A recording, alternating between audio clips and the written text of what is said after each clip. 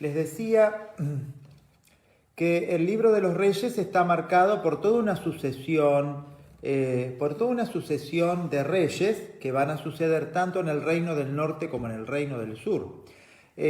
No es que el reino del norte deja de ser un reino tenido en cuenta, sino como que es rechazado, sino que los dos reinos son el pueblo de Dios. Y de hecho Elías, el profeta Elías, profetiza en el reino del norte. ¿Qué es lo que pasaba? Si bien nosotros tenemos una visión bastante, podríamos decir, benévola respecto a David y a Salomón, Salomón cometió también muchos errores como rey, y que errores desde el punto de vista religioso, desde el punto de vista del cumplimiento de la alianza, lo vimos, permitió que sus esposas construyeran templos a sus dioses paganos. Su corazón fue detrás de las mujeres, pero peor fue detrás de los dioses de sus esposas extranjeras. La primera esposa con la que Salomón contrae matrimonio es una egipcia, recordando que Egipto es una representación del mal, recordando que Egipto es la tierra de la esclavitud, es la tierra de la falta de la libertad. Entonces, como que tenía todo un mal significado eso. Y realmente, si bien Salomón construyó la grandeza de Israel, no había un gran favor de parte de los profetas respecto a la tarea que Salomón había hecho. Pero resulta que después, vino Roboam en el reino del sur, y en Judá, y en Samaria Jeroboam. Tampoco Jeroboam cumplió con las expectativas, no fue un buen rey Jeroboam. Jeroboam fue un rey que se entregó a la idolatría, que se entregó al lucro, al poder, al dinero, y descuidó gravemente el pueblo de Dios. Y en el contexto del reino del norte es que surge este ciclo de Elías. Este ciclo de Elías que comienza en el medio de una gran sequía que era interpretada. Imagínense que ya de por sí es una tierra desértica. Bueno, yo me hice un té, esto, no se asusten que no estoy tomando nada raro. Me hice un té acá, con cáscaras de mandarina de acá del patio de la parroquia. De las mandarinas que voy comiendo, que son muchas, como mandarinas todo el día. Por eso se me vuelven sensibles los dientes. Y entonces con las cáscaras me hago té y queda riquísimo el té, queda rico. Recomiendan que sea hecho con cáscaras de mandarinas de árboles así de casas, porque las mandarinas compradas le tienen químicos las cáscaras. De hecho, los químicos que le ponen para curarlas hacen que se mantengan las frutas más tiempo. Entonces recomiendan que las cáscaras de las frutas, perdón Laura, pero de las frutas de verdulería, que no se hagan cosas, ¿no? Así que esta es de árbol de casa, de la parroquia. Bueno, esa sequía era interpretada como un castigo de Dios, como un signo de Dios, un signo del descontento de Dios. Y en el medio de esa sequía irrumpe Elías con el famoso episodio de la viuda de Sarepta, cuando él se escapa porque evidentemente, ahí me dice es verdad, bueno, bien. Además de la coloración, es cierto, las frutas, aclaro ese tema, algunas frutas que uno las ve con un color tan lindo, tienen una coloración artificial, ojo, Ojo, se puede comer la fruta, pero la cáscara no es aprovechable. Bueno, entonces comienza esta sequía y ese episodio de la viuda de Sarepta. Elías escapa porque lo perseguían, porque era profeta de Yahvé, y se habían introducido todos los dioses paganos, especialmente Baal, y entonces lo perseguían mucho a Elías, y en la persecución que le hacen a Elías se escapa y se pone al lado de un arroyo. Dios lo manda que se quede ahí. Y mientras estaba en ese lugar, Dios le dice, no te va a faltar el agua, ni te va a faltar el alimento. Y todos los días los pájaros le traían alimento para comer.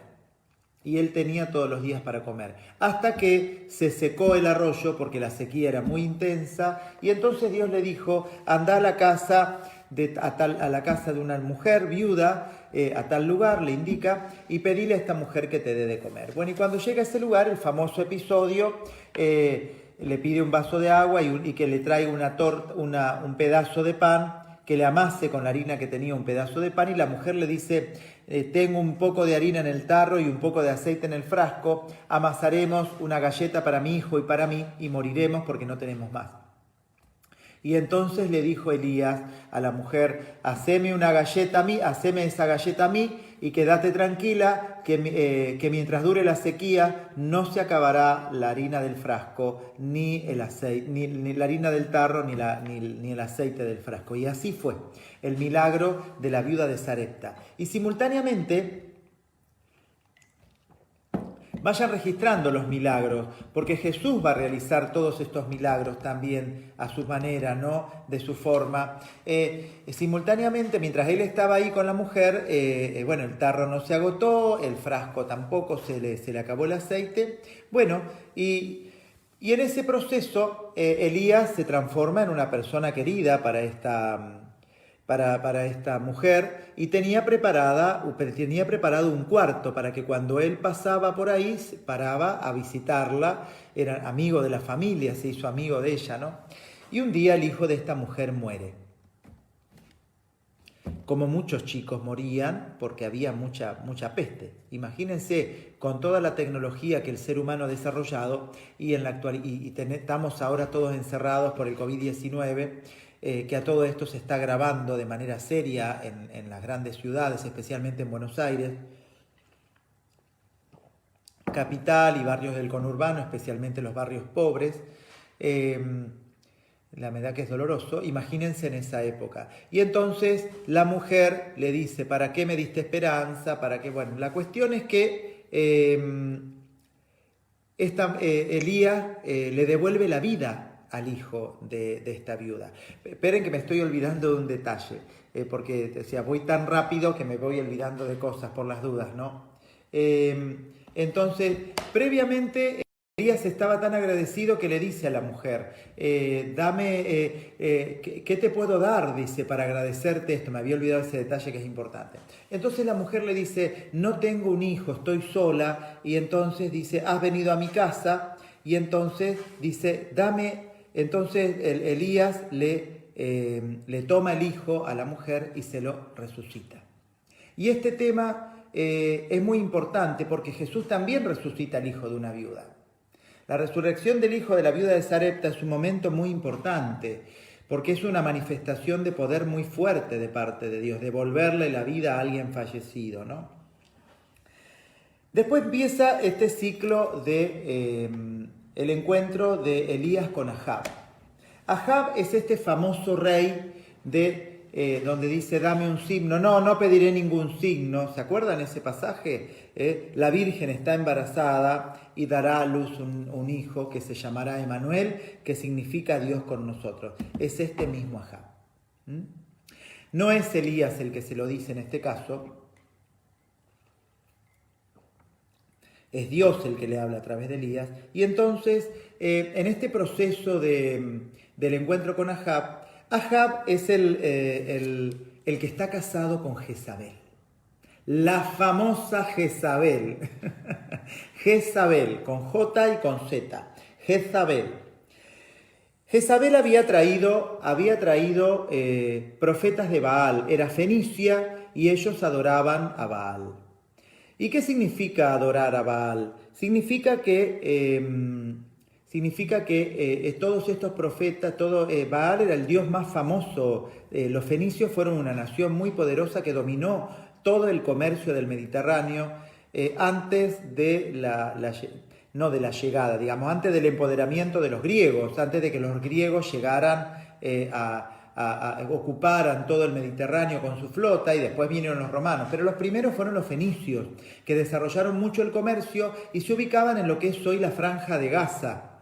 En esa zona estaban las tres grandes ciudades, Biblos, Sidón y Tiros. De la palabra Biblos viene la palabra Biblia, libros, porque ellos fueron los que introdujeron el uso del papiro para hacer papel, el papel. Y entonces fabricaban el papel en la ciudad de Biblios, manejaron mucho el comercio. Imagínense el comercio del papel antiguo, del papiro, en la antigüedad, y realmente fueron poderosísimos. Y esta Jezabel era una princesa de Fenicia con la cual se había casado Ahab. Y entonces el único profeta que quedaba de Yahvé era Elías. Y había centenares de profetas de Baal. Entonces, como lo perseguían y lo querían asesinar, entonces los desafían.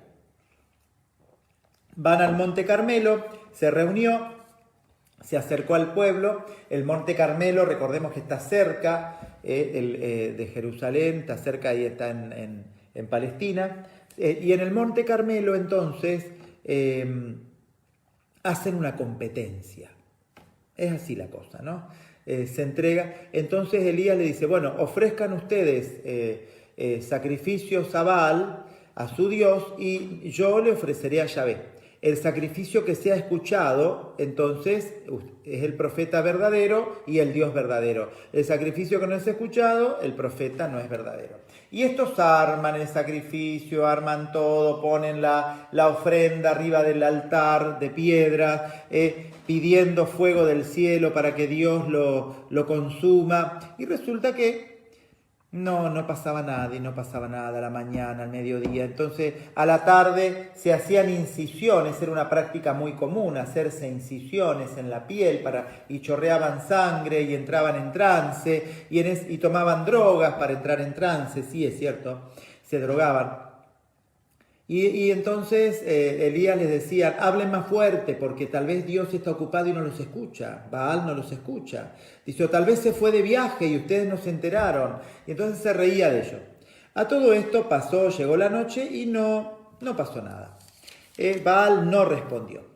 La cuestión es que Elías ya al atardecer, prepara su sacrificio, pero no solamente prepara los animales partidos para el sacrificio, sino que moja la ofrenda con agua, y moja la ofrenda y hace una canaleta, y las canaletas se llenaron de agua. Y entonces dice, respóndeme, Señor, respóndeme para que este pueblo reconozca, Señor, que tú eres el Señor y que eres el único Dios y que tú les has cambiado el corazón.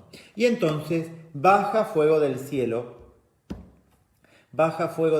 y abraza. Dios escucha, Yahvé escucha la oración de Elías y el fuego consume el sacrificio que Elías realizó. El mismo signo que Dios hace en el sacrificio de Abraham en Betel.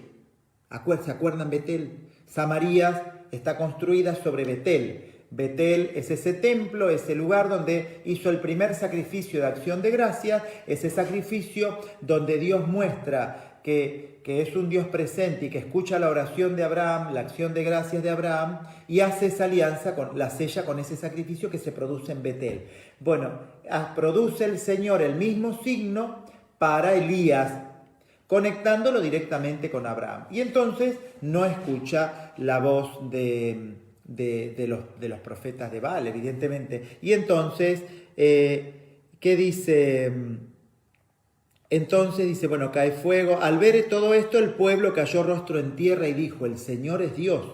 El Señor es Dios. Elías dijo, agarren a los profetas de Baal, que no escapen ninguno. Ellos lo agarraron y Elías los hizo bajar al monte Gizón y allí los mató a todos. Bueno, eran otras épocas, no había mucha tolerancia religiosa. Entonces se deshace de los profetas de Baal. Pero claro, esta situación sí, están todos sorprendidos, sí, los asesinaron a todos. Eran 400 profetas de Baal, los mataron a todos. ¿Se imaginan que a Jezabel eso mucho no le gustó? Entonces Jezabel se puso como loca y se lo quería comer vivo. Claro que frente a este sacrificio y frente a este gesto, termina la sequía y comienza nuevamente la lluvia. Y entonces Dios escuchó las oraciones de Elías. Pero claro, Jezabel estaba tan enojada, tan llena de ira contra Elías, que lo manda a perseguir. Lo que hace entonces Elías es escapar al monte Horeb. al monte Sinaí. Acuérdense, el monte Sinaí también se llama Horeb. Baja desde Palestina. A ver, voy a buscar no sé ni dónde tengo mi teléfono. Así les muestro el mapa. A ver dónde lo dejé. No, acá.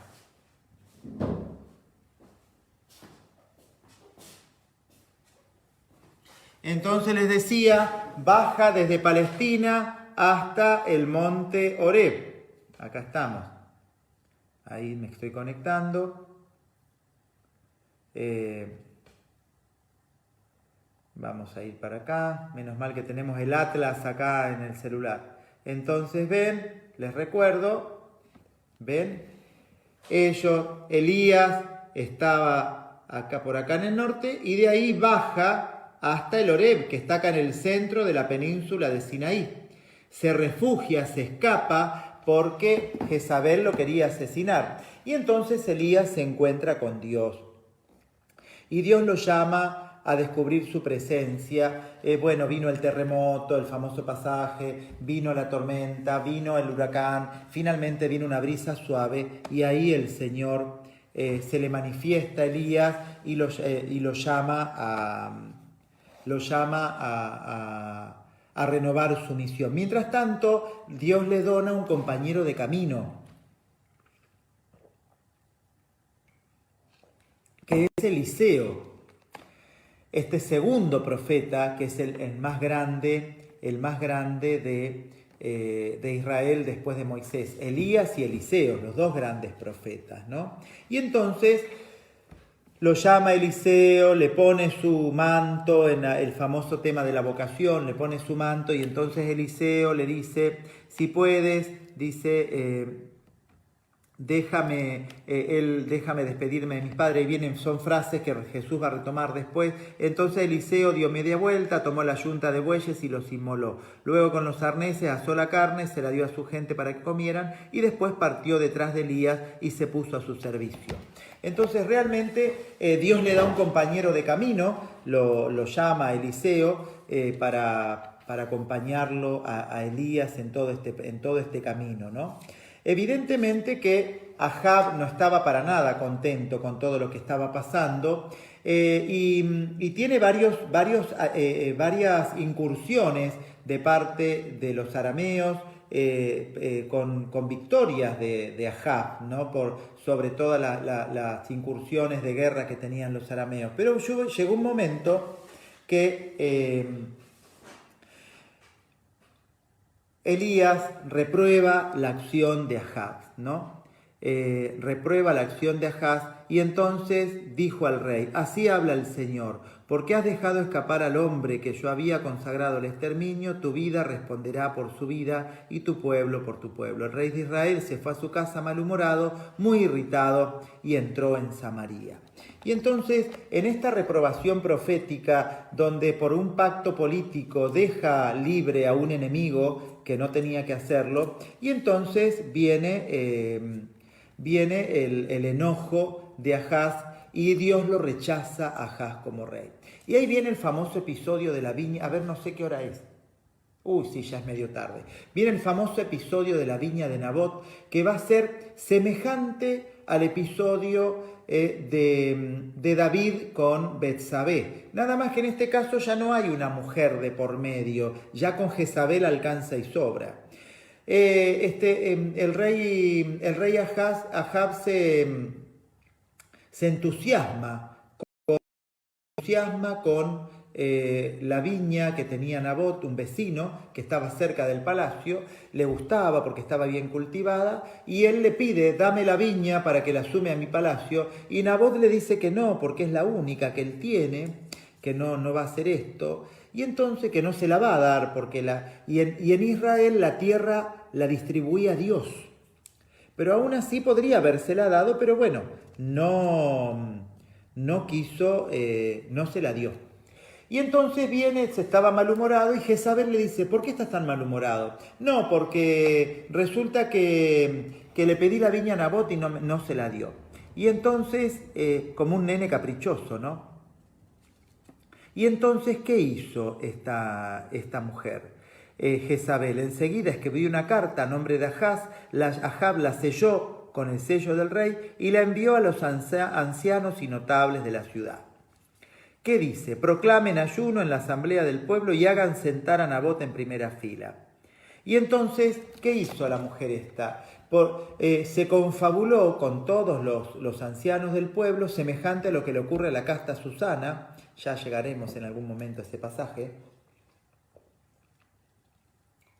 no con tanto detalle, pero semejante que lo leímos en el episodio de la pecadora este año en la Cuaresma, y lo acusan falsamente. Y Nabot, pero a diferencia de la casta Susana Daniel la salva. Acá Nabot no lo salva a nadie. Nabot termina siendo condenado a muerte y termina siendo asesinado. O sea, Jezabel hizo asesinar con acusaciones falsas a Nabot. Y entonces una vez que estaba asesinado, entonces le dice al rey, anda a tomar posesión de la viña, que ya Nabot no está más. ¿Y qué hizo Ahab? Fue a tomar posesión de la viña. Y entonces interviene el profeta Elías para hacerle ver su pecado, y entonces Ahab dice, cuando oyó aquellas palabras, rasgó sus vestiduras, se puso un sayal sobre la carne y ayunó. Se acostaba con el sayal, andaba taciturno. Entonces la palabra del Señor llegó a Elías. ¿Has visto cómo Ahab se ha humillado delante de mí? Porque se ha humillado delante de mí, no atraeré la desgracia mientras él viva, sino que la haré venir sobre su casa en tiempos de su hijo. Bueno, la cosa es que termina este episodio con la penitencia. Ven cómo el planteo no es cuán pecador puede ser un ser humano, ¿no? Si realmente tiene una actitud de humillación y de humildad, porque realmente él se deja instigar por Jezabel, pero después se arrepiente, distinto de Salomón. Salomón no se arrepintió de haber traído los altosanos. Altosanos se llamaban los templos los templos de los dioses paganos arriba de las montañas. Entonces es muy notable esto, porque basta el arrepentimiento para que Dios perdone. Y todo esto está bien claro, la misericordia de Dios, en el Antiguo Testamento. No es que el Dios misericordioso es el del Nuevo nada más, ¿no? Bueno, entonces vamos a dejar ahí, porque ahora va a entrar otro profeta en el medio, y finalmente, que es el profeta Miqueas, y luego entraremos en el ciclo de Eliseo. Bueno, entonces, que les quede claro entonces el inicio del ciclo de Elías, la sequía, la viuda de Sarepta, la viuda a la cual le revive es la viuda del tarro de aceite, el tarro de harina y el frasco de aceite, le devuelve la vida a su hijo que fallece. Recordemos que Jesús hace el signo de devolverle la vida al hijo de una viuda.